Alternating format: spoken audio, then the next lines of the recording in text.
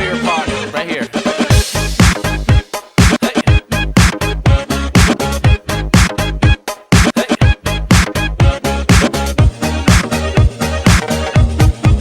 Let's go.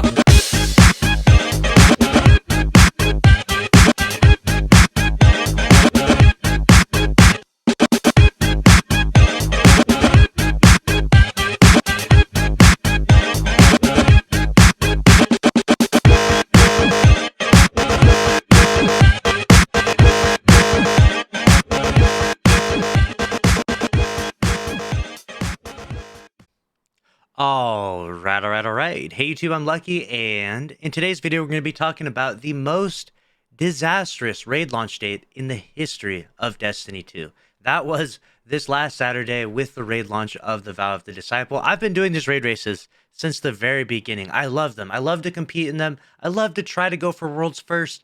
Even if I don't make it, it's just fun learning the puzzle and not, watching or learning it from someone else, secondhand knowledge. I like trying to figure it out and decipher these things for myself.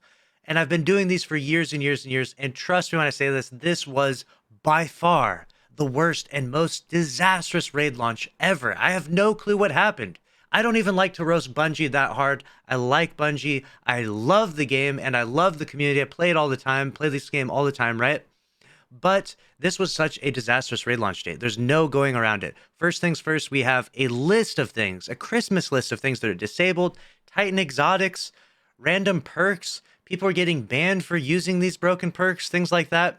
You had people jumping into the raid early, which we've probably seen this happen in almost every other raid.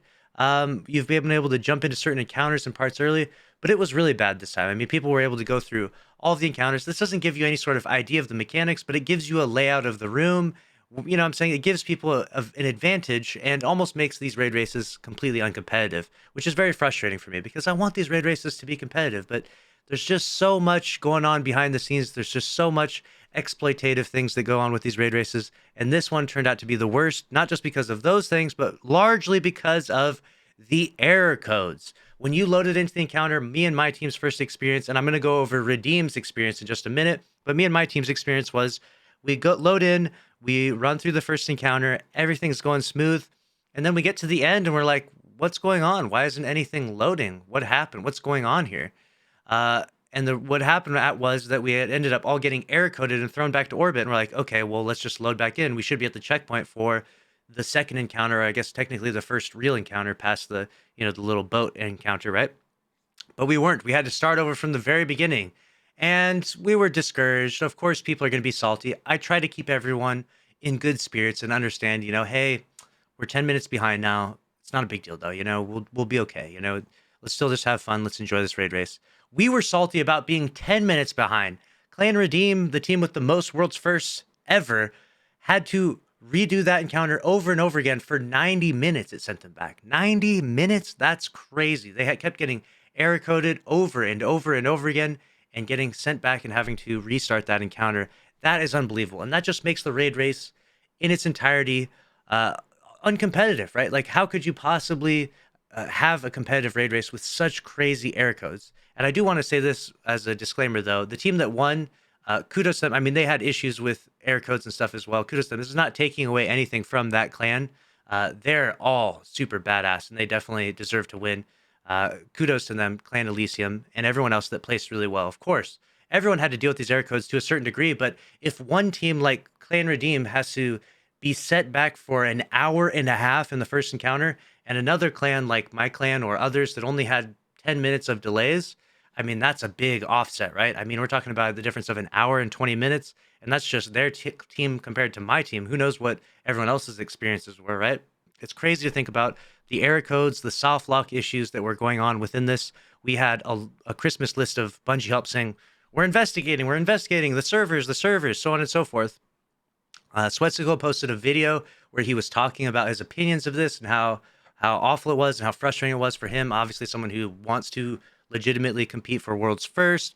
It's basically stripped from there. It's impossible. There's no way you're going to be an hour and a half behind everyone and get world's first. It doesn't really work that way, especially when these raid races, they're not, you have such a big advantage by having that time advantage. So definitely really frustrating. And I want to pose a question to you out there watching this. What do you think Bungie should have done in this situation?